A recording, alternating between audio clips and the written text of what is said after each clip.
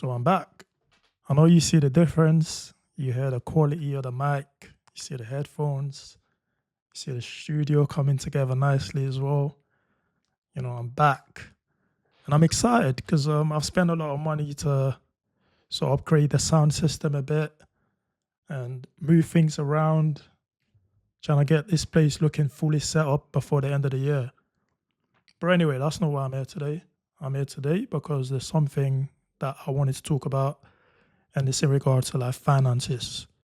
So I've been on this financial journey for a little while. I would say roughly about 2 years.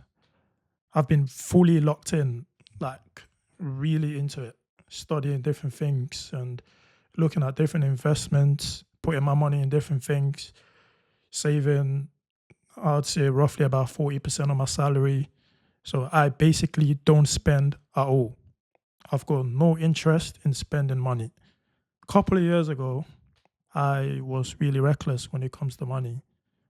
I went out pretty much every weekend, sometimes 3, 4 times a week. I had friends that really had like crazy lifestyles. We all wanted to act rich, look rich, but the truth of the matter is we didn't really have anything. We were just faking it till we make it. I'm in a place financially where I feel like really grateful because a few years ago, it was dark. It was really dark. Um, there are three things that I done that helped me a lot, and that's what I want to kind of share today, and hoping that maybe there's someone out there watching who is on the same journey as me, and this can sort of like inspire them to stay focused and get to where you want to get to. But before I even go into this topic, like I just want to say your life is more important than chasing success or chasing money. So I just want to kind of put that down there as a disclaimer. Yeah. Let's see the bigger picture, because the bigger picture is to really like survive the everyday struggle. Money is just an extra. It helps. Don't get it twisted. It helps a lot. But again, like I said, before I deep dive into the topic, I just want you to kind of remember that your self-worth doesn't revolve around money. That's separate. That's integrity. So just remember that. Anyway, back to my little story. I used to go out every weekend, like I said, and I had no sort of direction of where I was heading to. I was hopping jobs. I was getting into like different fields, and along the way, I really had some really good opportunities to sort of level up. But again, distractions. See, distractions is one of those things that's going to keep you stuck.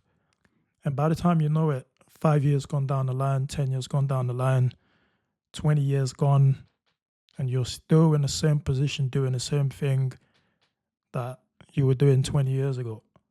I don't want that lifestyle for anyone. To me, what really changed it was when I lost everything.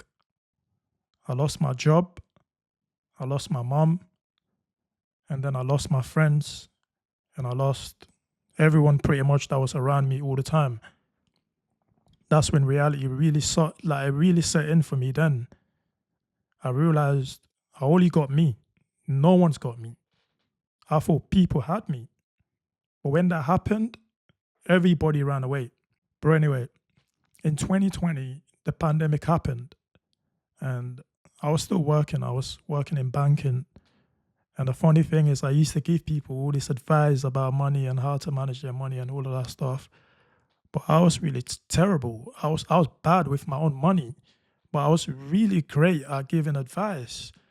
And it really helped a lot of people. I'm talking people with millions in their accounts were calling me and asking for help. But I was coming home struggling to make ends meet. And that's when reality really started to kick off for me, man. But I didn't really take it too seriously until I lost it all. Like, I lost that job, I lost everything else. And I remember sitting there and I called this girl that I was talking to before, right? Just to sort of let her know what was going on. I'd lost my job and yeah, XYZ. If things go left, like I just need her to understand that I'm not ignoring her. It's just that I'm isolating so I can get myself together. She told me, she told me that's not my problem. She said it's not my problem. And I was like, oh yeah? She was like, yeah, like you losing your job is not my problem. So I really had to level up after that. And then my landlord at the time wanted me to provide some new bank statements. And I wasn't working for like 3 months. He didn't know because I wake up in the morning, I'm out. Because I work in a tech role, we don't wear uniforms or blazers or whatever. Like I'm super casual all the time. Like I'll dress like this and just go to the office. So I wake up every day in the morning and go to the office. So he thought I was fine. Like I wasn't really going to the office though, was I?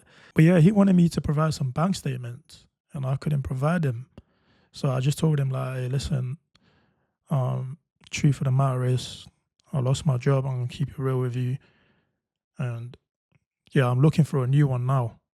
And he was like, all right, Clint, as long as you pay me my rent, that's all that really matters. I was surviving on like £100 a month. If you're from London, you know £100 a month is nothing. I was surviving on that. My ego was so bruised, but I had to swallow my pride. I feel like God wanted to show me that you had to go through this in order for you to actually see where you want to head to in life. Because, like I said, I had no direction. I've raised myself basically. I left home at 19. I've basically raised myself. I didn't have any mom or my dad telling me this is how you need to move. My mom tried. But when you're 19, you're grown. And when you're telling your mom, listen, I'm a grown man, I'm going to leave, you can't call her again and start asking for help. That's just what I thought at the time. That was my mentality. So, yeah, it was dark times. Anyway, fast forward to the story again. I got a job. It was like they weren't really paying too well, but I needed a job. I needed money because my landlord, God bless him, he waited for like 6 months. I was paying him because I had savings. I was giving him money. But again, like I said, when you're not working and all you're doing is just spending, that well's going to dry eventually. And he was getting it. I was like, what, £6,000 down. It was getting bad. I got a job and I started saving £40 there, £20 there, £100 there, £200 there. But it wasn't really enough because I was older and I was saving so little. But my circumstances could not let me level up any further than what I was saving. And luckily for me, I started this new job. And my girlfriend and I, well, my girlfriend now at the time, I was just seeing her. She's an accountant, so she's really good with like money. And one day she asked me, hey, what's your savings? And I was so embarrassed. Dark. I was so embarrassed. I was like, nah. I kept it real. I just said, I don't have any savings. Like, I've spent all of my savings on the rent when I wasn't working. So I just laid it all out. I told her the truth. And she was like, listen, man, you need to save.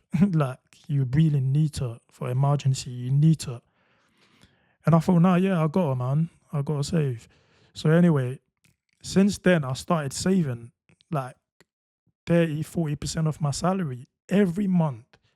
And when I say I've leveled up so much. So anyway, there's these 3 things that I need you to do if you're in the position right now where you don't have enough money or things ain't working out for you. There's these 3 things I need you to do.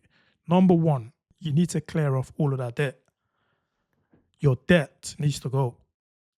You need to clear it because you can't even start saving if you're in a deficit. So start and clear that debt. Get rid of it. Yeah. So if you got a job, congratulations, well done. But every month, I need you to take 10% of whatever that salary is, start clearing that debt. I've never been a big fan of borrowing. Like I said, I don't like getting free stuff. I was in £3,000 or £4,000 debt. I cleared that. As soon as I started working in the other job, I started clearing it. I wasn't thinking about savings, but it was at the back of my mind. Once that was out of the way, this is what I started doing now. And this is the second thing that I need you to do if you're in that position currently. Start investing at least £50 a month or $50 or whatever your currency is a month. You have to do it your own way. Keep a log of the money that you're spending. Have a budget.